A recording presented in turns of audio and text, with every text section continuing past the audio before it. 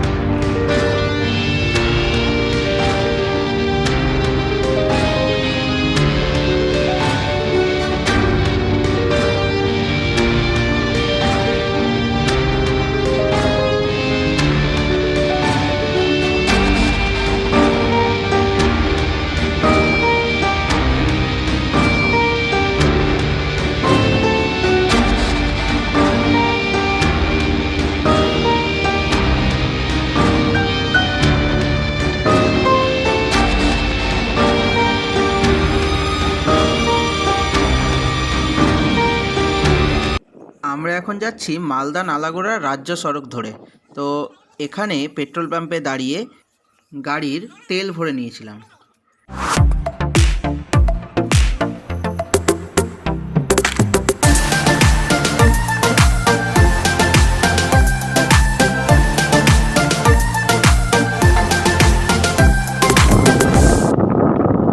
তো গাড়িতে তেল ভরার পরে আবার আমরা চলেছি মালদা নালাগোড়া রাজ্য সড়ক ধরে। রাস্তায় চারিদিকে প্রচণ্ড কুয়াশা ছিল, সামনে কিছুই দেখা যাচ্ছিল না সেরকম। শিশির লেগে ক্যামেরাও ঘোলা হয়ে যাচ্ছিল, যার ফলে সব ঝাপসা দেখাচ্ছিল সামনে। আইহো পৌঁছানোর পরে আমরা ডান দিকের রাস্তাটা নিলাম, যেটা সোজা চলে যাচ্ছে সিংগাবাদের দিকে।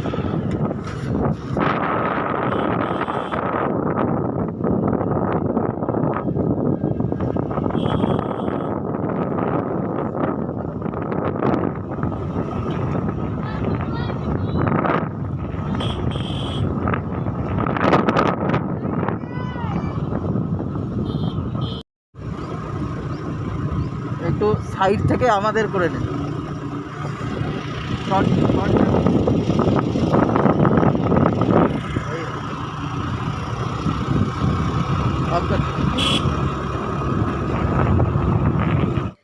আইহো থেকে সিংগাবাদের দূরত্ব প্রায় 9 কিলোমিটার।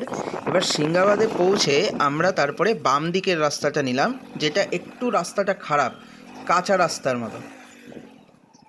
এই যে রেলগেটটা পেরালাম, রেলগেটটা পেরোনোর পরে আবার কিছু দূর গিয়ে ডান দিকে রাস্তা ঢুকে গেছিলো, সেই রাস্তাতে যেয়ে সোজাই হচ্ছে আমরা পৌঁছে গেছিলাম সিংগাবাদ রেল স্টেশনে।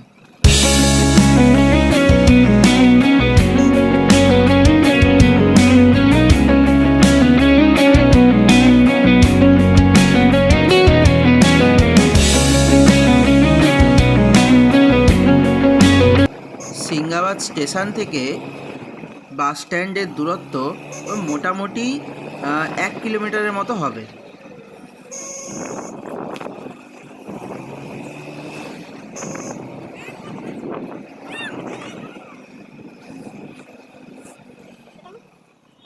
এই যে আমরা এখন পৌঁছে গেছি সিংগাবাদ রেল স্টেশনে।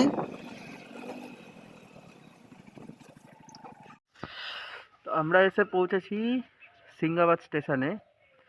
রাস্তায় এত কুয়াশা, দেখো হেলমেটের অবস্থা কি হয়েছে। এই দেখো, হেলমেটের উপরে সাদা সাদা বরফের কুচির মতো লেগে গেছে, আর জ্যাকেটেও সব সাদা সাদা বরফের মতো লেগে গেছে। ভাই, এখন চলে এসেছি ভারতের শেষ সীমানায় একটা রেল স্টেশনে, সিংগাবাদ রেল স্টেশন। তো চলো তোমাদেরকে আগে স্টেশনটার বোর্ডটা দেখিয়ে দিই, সেখানে কি লেখা আছে তোমরা দেখতে পাবে। তো সিংগাবাদ রেল স্টেশনের এটা হচ্ছে রেল লাইন, 4টা এখানে রেল ট্র্যাক আছে, আর লাইনটা পুরোটা ইলেকট্রিফাইড।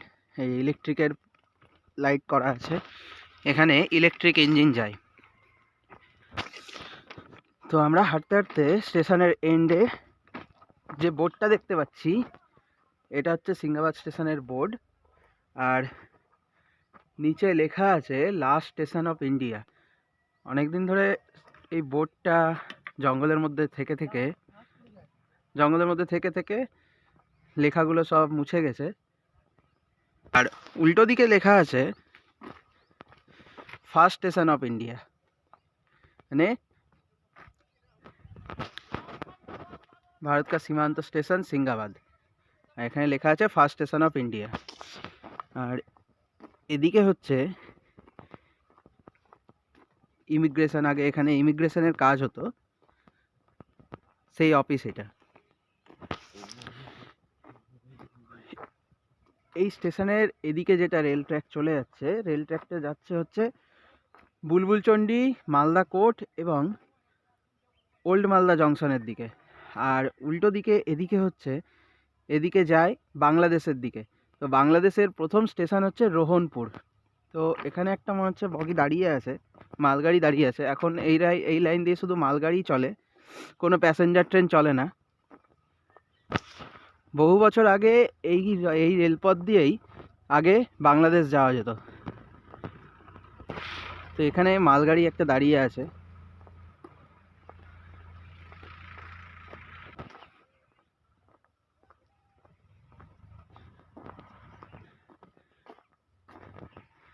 ভিতরে কি দেখছিস?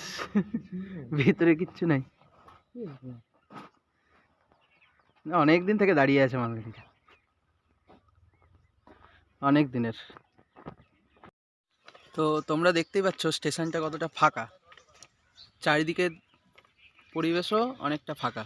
আর আজকে প্রচুর কুয়াশা পড়ে আছে বলে সেরকমভাবে কিছুই দেখা যাচ্ছে না চারিদিকে। এর আগেও এখানে ওল্ড মালদা জংশন থেকে এক কোচ নিয়ে, মানে একটি বগি নিয়ে ইঞ্জিন আসতো, প্যাসেঞ্জার ট্রেন।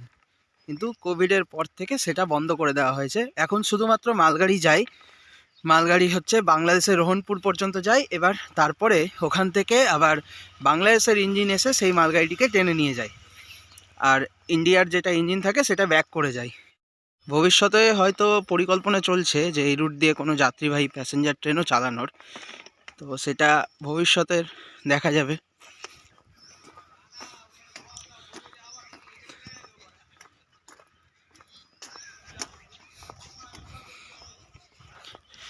এই স্টেশনটা ব্রিটিশ আমলে তৈরি হওয়ায় এখানে ব্রিটিশ আমলের অনেক জিনিসপত্র দেখা যায়। চলো তোমাদেরকে আস্তে আস্তে সেটা দেখাচ্ছি। এগুলো হচ্ছে আগের যে রেল লাইন ছিল তার স্লিপারগুলো। এগুলো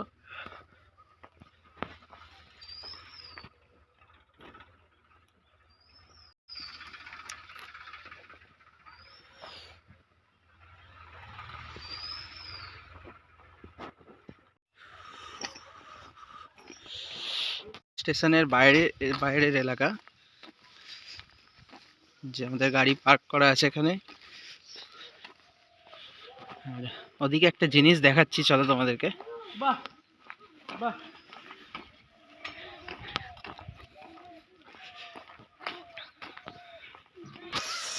এই যে ব্রিটিশ আমলের ম্যানুয়াল সিগন্যালিং ব্যবস্থা। চাকাটা ঘুরা, একটু চাকাটা ঘুরা। ওরে ঘুরে গেল রে।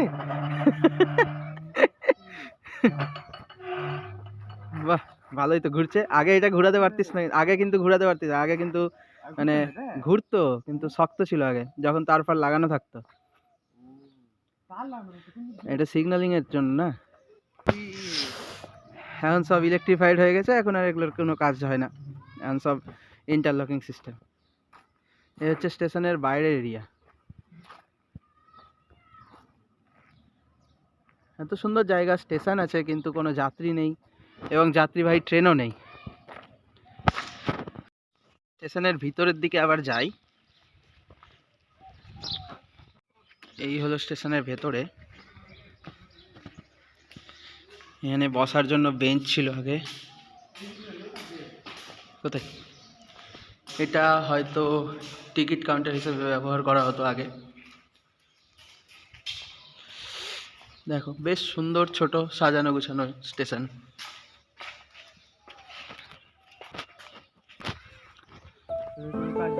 এটাই হলো প্ল্যাটফর্ম।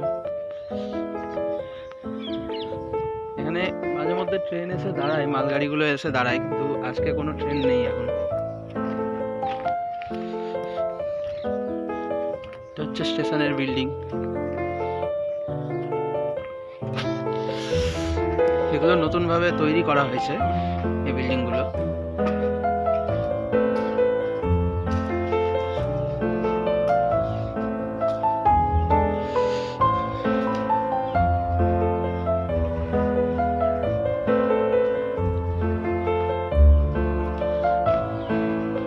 এখানে প্যানেল রুম, এসএস রুম,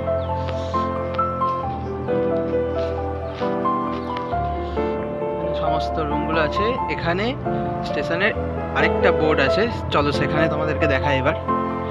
সেখানে কি লেখা আছে ভালো করে দেখে নাও।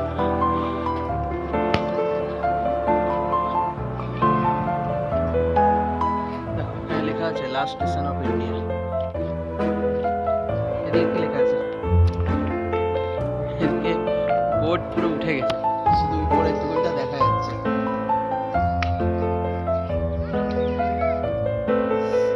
হ্যাঁ সিগন্যাল, ট্রেন তো আছে, ট্রেন নাই এখন, তাই হ্যাঁ। এখন আস্তে আস্তে সূর্য উঠছে আর কুয়াশাটাও আস্তে আস্তে হালকা হালকা কাটছে।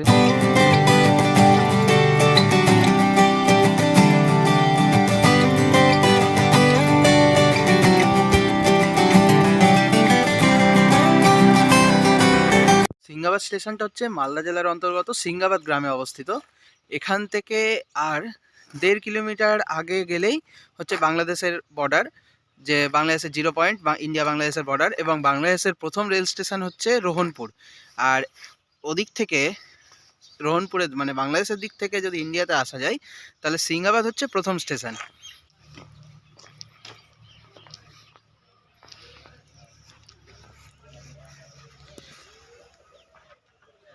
তো এই হলো আমার ভাই, ভাইয়ের খুব ঠান্ডা লেগেছে।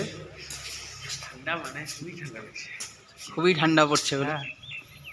আর এদিকে হচ্ছে গ্রামের পরিবেশ। এদিকে এই যে এরা দুটো ঝগড়া করছে।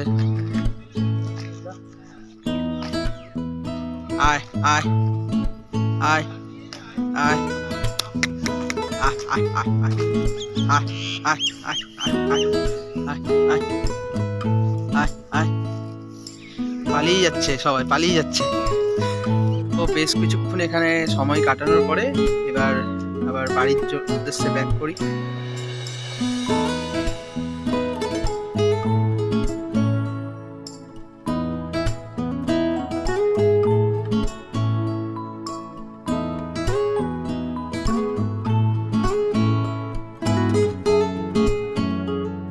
বাড়ির জন্য রওনা হচ্ছে দুজন মিলে।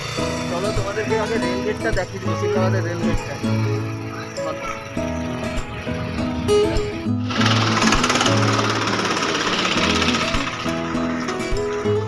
এটা হচ্ছে সিংহাবাদের রেল গেট। এখান এদিকে হচ্ছে স্টেশনটা, সিংহাবাদ স্টেশন।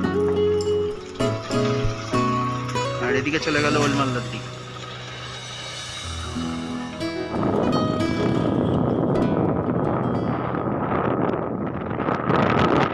বাড়ি ফেরার টাইম কুয়াশা কিছুটা পরিষ্কার হয়ে গেছিল এবং হালকা হালকা রোদও উঠেছিল, তাই রাস্তাটা বেশ পরিষ্কারই দেখাচ্ছিল।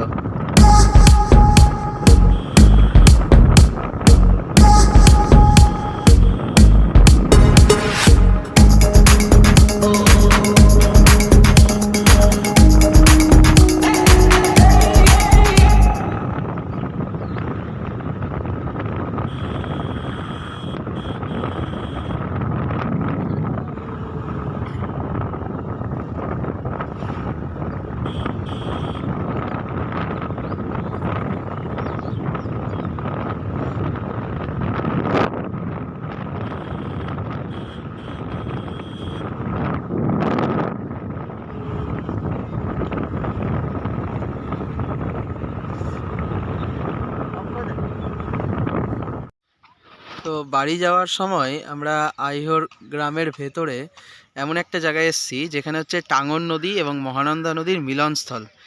আর এই দিকটা ইন্ডিয়া এবং ওই পাশে যে জায়গাগুলো দেখা যাচ্ছে সেটা সবটি হচ্ছে বাংলাদেশের।